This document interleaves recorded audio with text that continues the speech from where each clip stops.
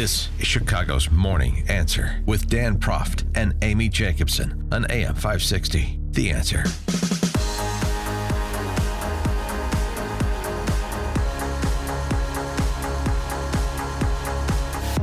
Top of the morning, Dan and Amy. You heard it on news at the top of the hour. Trump tweeting that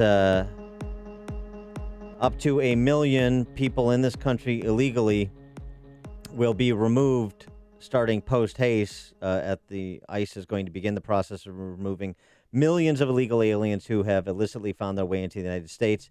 They will be removed as fast as they come in. Now, reported by the AP, but not reported in a lot of other outlets, more specifics. Surprise. They want the incendiary headline.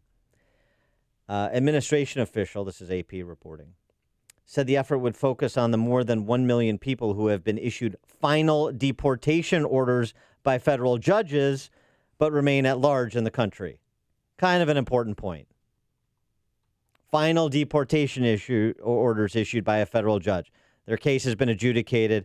They have no standing to be here. So that's something to which we're supposed to react with gasps. Well, certainly the left will.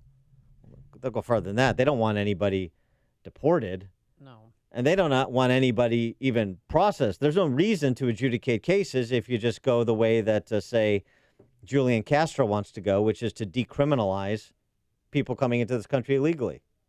You know what the problem is with these illegal crossings? The fact they're illegal. If you just make them legal, no problem. And Beto wants to tear down the walls that already exist. Yeah. Take it down. Beto was on with Jay Tapper over the weekend. Yeah. He was trying to tiptoe around. He couldn't make a decision. A lot of vacillation going on. Just answered the darn question. I want to talk about some domestic issues, too. Your fellow Texan and 2020 candidate Julian Castro's immigration plan calls for the repeal of a law that makes it a crime to enter the United States illegally. Do you agree with that? Should that law be repealed? I don't know if it should be repealed, Jake, but I think that we should acknowledge that most of those who are arriving at our border right now, especially from Central America, are at their most desperate and vulnerable moment. They pose no threat or harm to this country. And we've proposed a family case management program so that they are not held in detention at a fraction of the cost and at an improved rate of showing for their court date or their appointments with ICE officials. We help them to follow our own laws, and we treat them like the human beings that they really are. So policies of caging kids or separating families or metering where we have migrants and asylum seekers wait in Mexico, where they are prey to criminals and to those who would take advantage of the most vulnerable. That cannot be this country. We have to.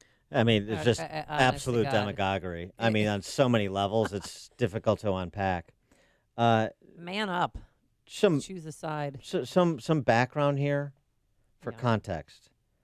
Cheryl Atkinson had this piece last September. Investigative reporter Cheryl Atkinson.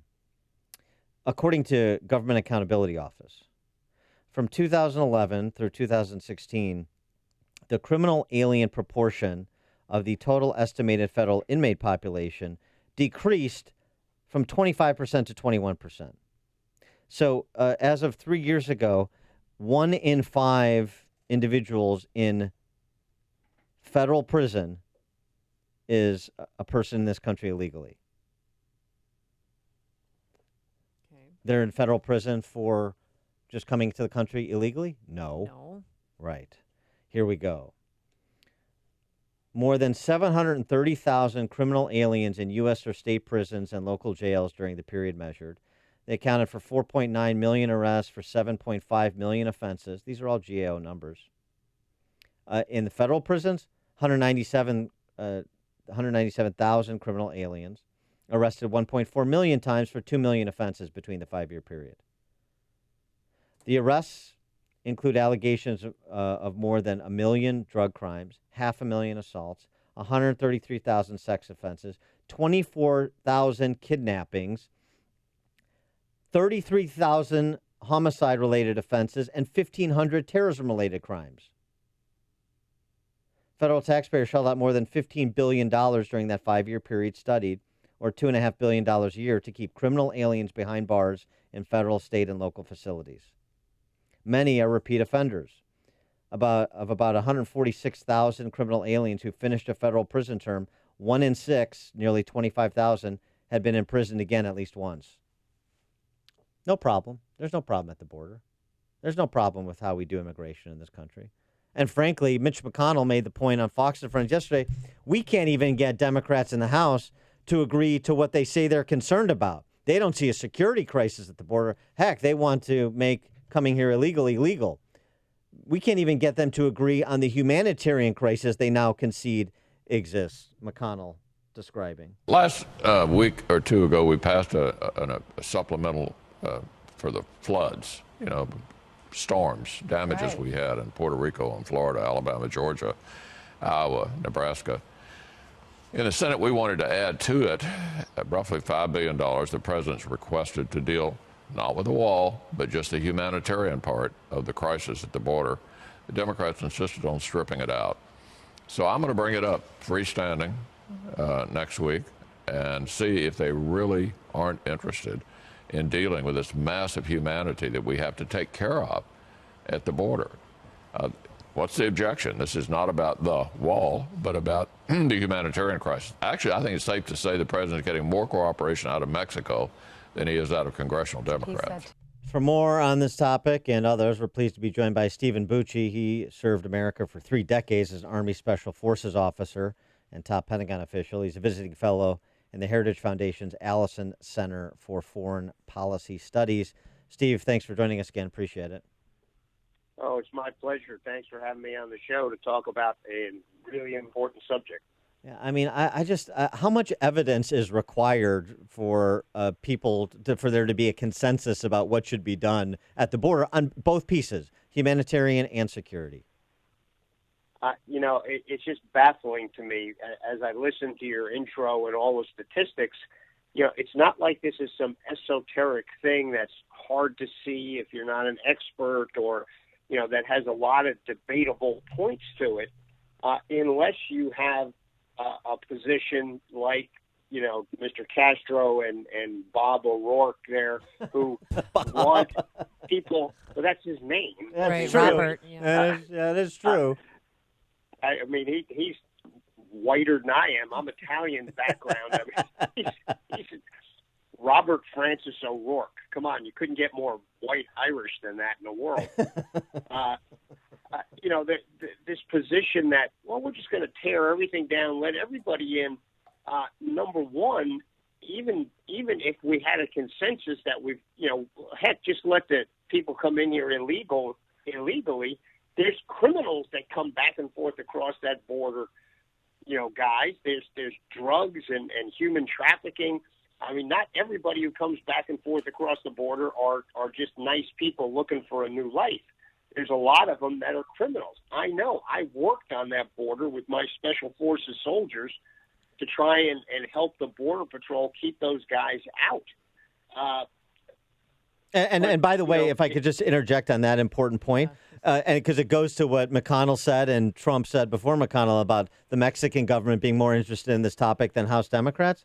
To your point about trafficking, Mexico's government yesterday highlighting the weekend rescue of nearly 800 migrants packed into semi-trailers, calling the operation a message that authorities are getting serious about combating human trafficking. The Foreign Affairs Secretary for Mexico said more than 150 of the 785 migrants found inside the double trailers of 4 semis were children. So tell me again about the left's compassionate policy with respect to the border.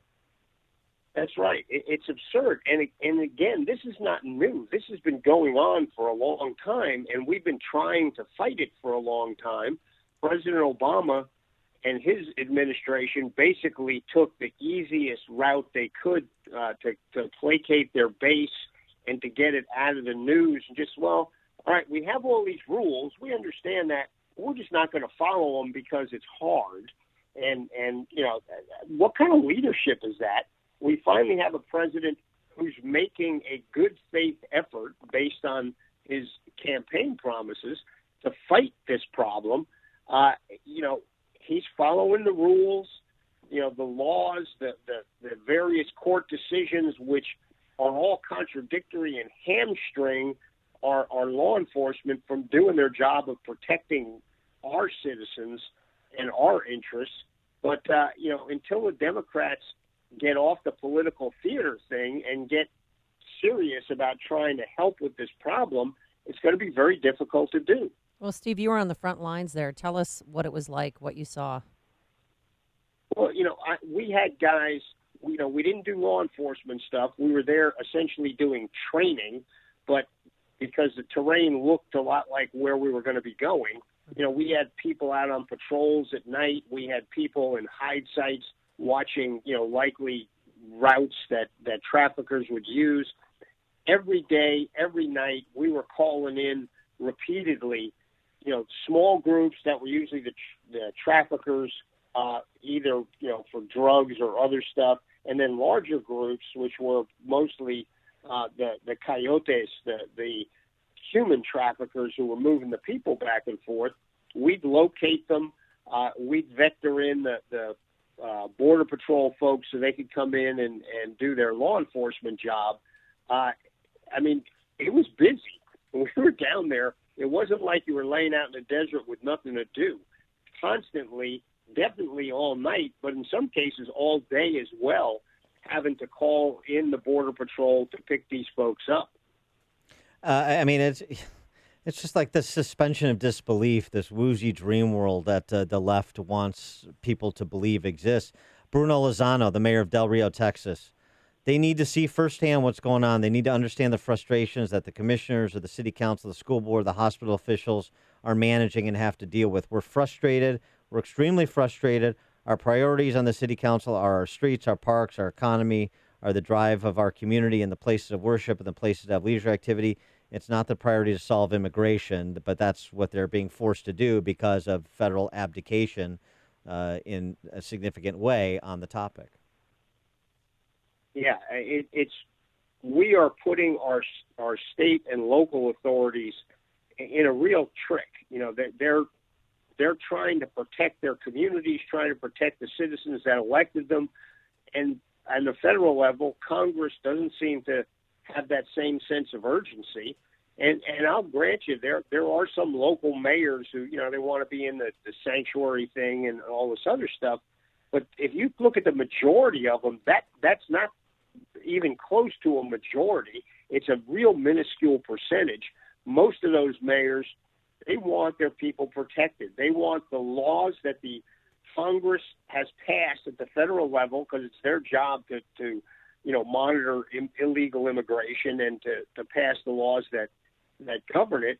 They want Congress to provide them the support that they need, allow federal law enforcement to do the job they are commissioned to do so that our interests and our citizens can be protected.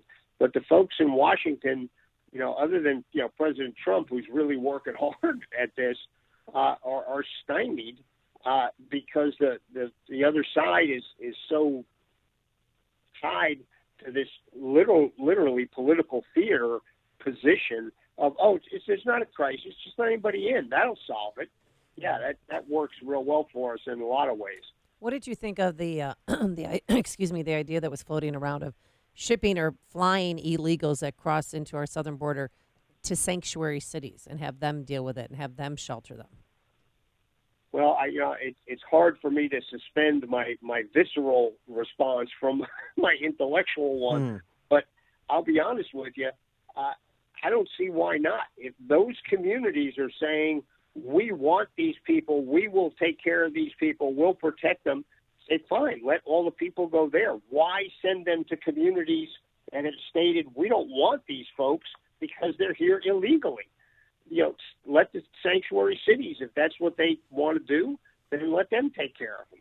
I don't think it's a bad idea. I know the left goes crazy because they know it's President Trump calling their bluff. They want to let them in, but they don't want to let them into their neighborhood. I want to get your take on the president's decision to send 1,000 troops to the Middle East, ostensibly in response to ratcheting up of tensions between the United States and Iran. Has the president played the response to Iran, their attacks on those two commercial tankers last week. Has he played this right so far? I think he has. He's maintaining the tough position. He's putting the squeeze on them through the sanctions, which is why they're doing this stuff. The sanctions are really starting to bite to the point where Hezbollah is not being funded because Iran is having trouble coming up with the money to pay for their terrorism. So the sanctions are working.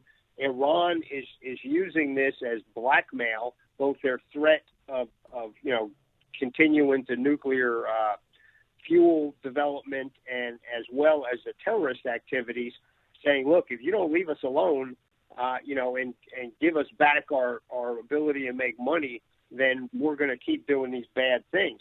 Well, I'm sorry, you can't give in to that kind of blackmail. That's ridiculous. That is what the Obama administration did repeatedly, not just with Iran, but with other places. And that's just not satisfactory. And Trump, I think, moving divisions to the Middle East suddenly, he's doing it very incrementally with as small a numbers as possible, but sending the very clear message to Iran that there's a new sheriff in town and he isn't backing down. He is Stephen Bucci, former Army Special Forces officer and top Pentagon official, now visiting fellow at the Heritage Foundation's Allison Center for Foreign Policy Studies. Stephen, thanks for joining us. Appreciate it. It's always a pleasure. Thanks for having me. Take care. And he joined us on our turnkey.pro answer line. The more you listen, the more you'll know. This is